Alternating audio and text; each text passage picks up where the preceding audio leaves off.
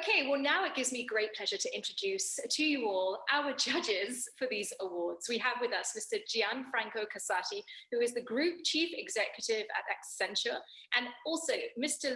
Boon, who is the Chief Executive Officer at Singapore Exchange, otherwise known as SGX. Gents, thank you so much for joining us. It's great, and I'm sure that both of you have had quite a trial trying to distinguish between all of these great nominations, right? First of all, perhaps Mr. Low, I would like to get from you your impressions on the overall quality of these nominations. So maybe let me share my impression. I was clearly highly impressed with the quality of the nominations, which not only came from the European multinationals, but also companies from Singapore and Asia. And when it comes to sustainability, Europe is clearly a leader in terms of legislation and investment policies. But I think what is also shown is that through this submission, companies from Asia, from Singapore, is also now fast moving along the sustainability track. So overall, very impressed with the quality of the submission. Yeah, that's great, and wonderful to know that there are lots of Singapore names in that as well. That's so important for the future. Gianfranco, what about you?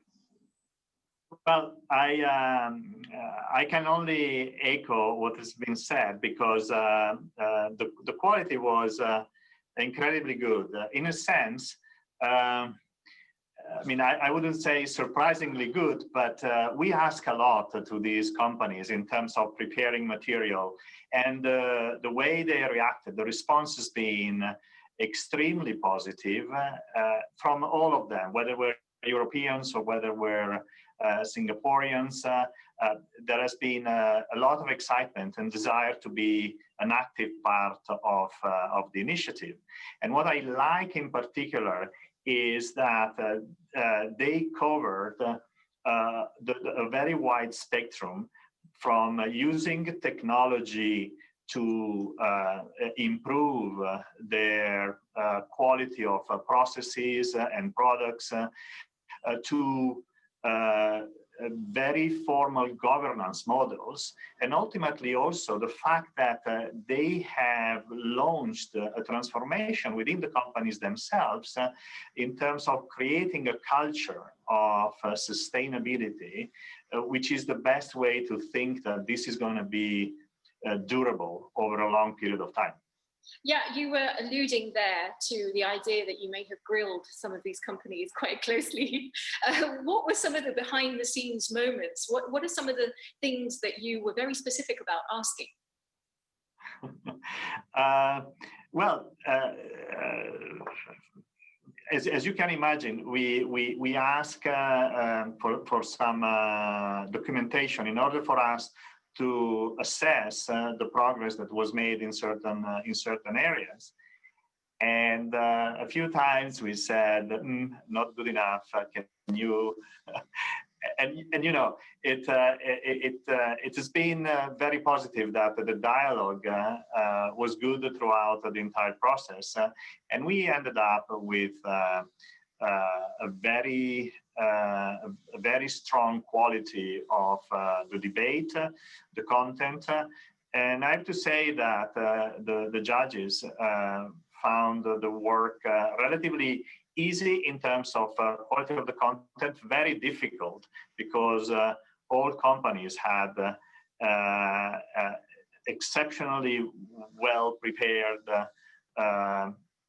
characteristics that would prove them very up in the game of sustainability, each and every one of them. Well, it's very encouraging, isn't it? Mr. Low, or may I call you Boon Chye? Yes, please. Yeah, call me Boon Chye. Boon Chye, how impactful did you feel the finalists' efforts to ensure sustainability in their chosen categories was? I mean, there's so much innovation in this space, but what were some of the things that struck you the most? First, I would say all the finalists clearly demonstrated that their efforts resulted in tangible social, environmental, and economic impact. In some cases, the finalists had exceeded their original targets.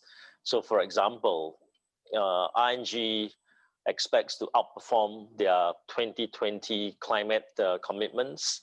They have also updated and upgraded their targets to further underscore their commitment towards sustainability. And I will also mention one of the finalists, CDL, which is listed on the Singapore Exchange, does deserve a mention because it has established the longest history among Singapore companies to have a dedicated sustainability department. They believe in the ethos of conserving as we construct.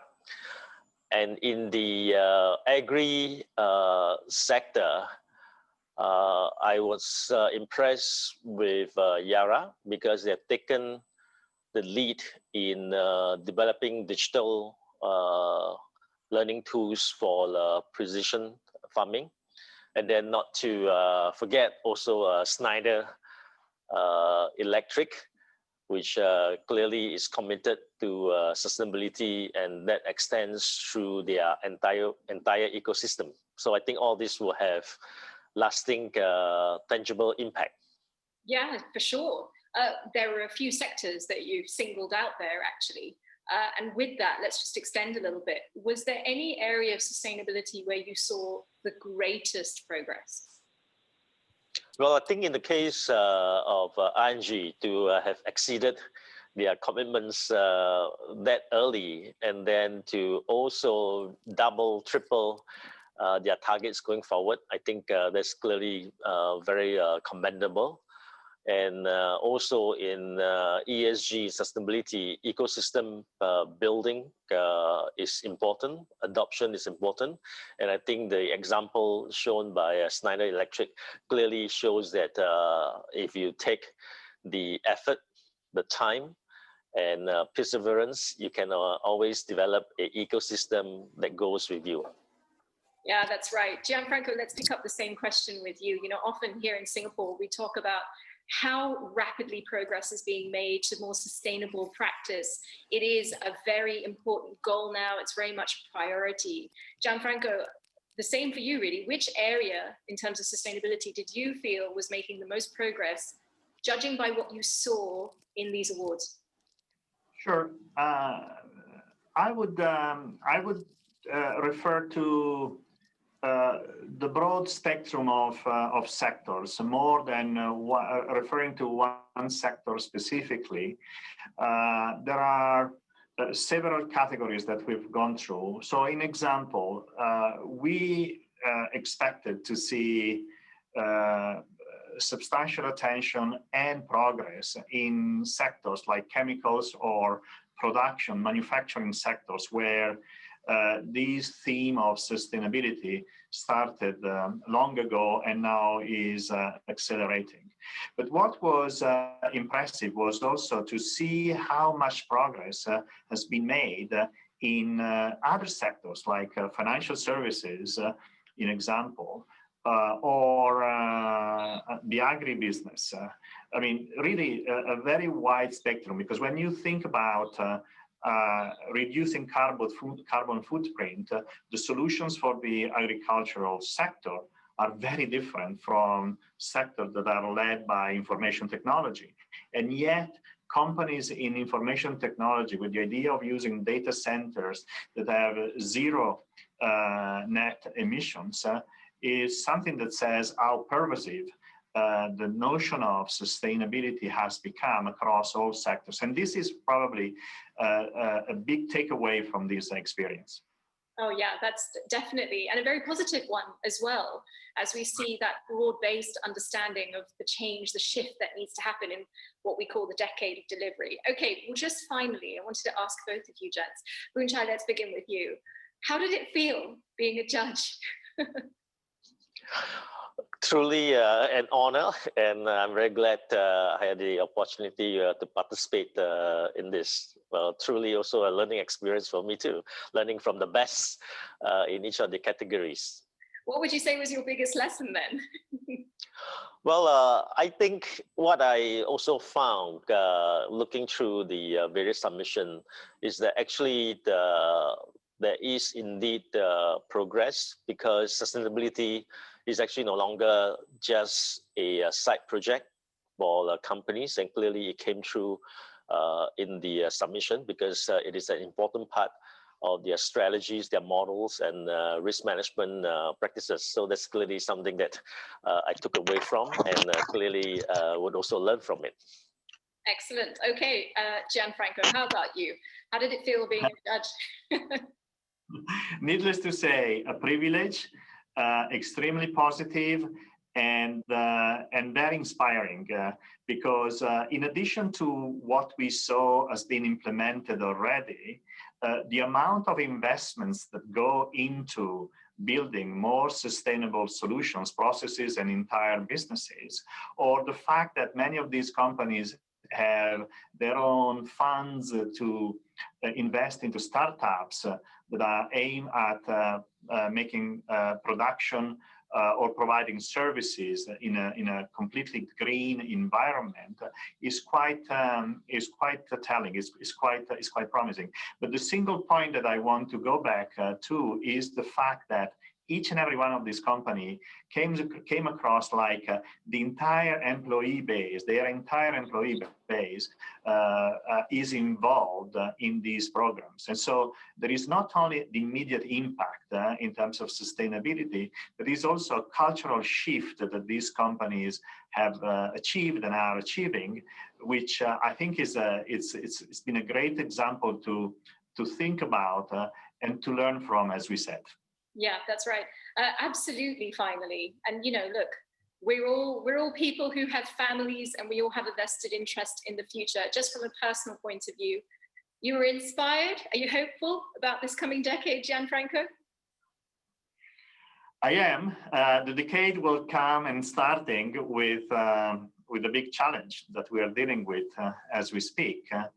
But this can turn into an opportunity for us to reflect on how we treated the planet for the last few decades, and the fact that we need to change attitude. Based on what we have seen during this initiative, there are reasons to be optimistic. And finally, how about you, Boon? How did you feel from a more personal point of view? No, I feel optimistic, and I echo the same point. I think what also came through from these companies is not just the CEO, a few people or management that was adopting this. It was through their employees, the whole company, and in particular when they incorporate that into their business model, their strategy.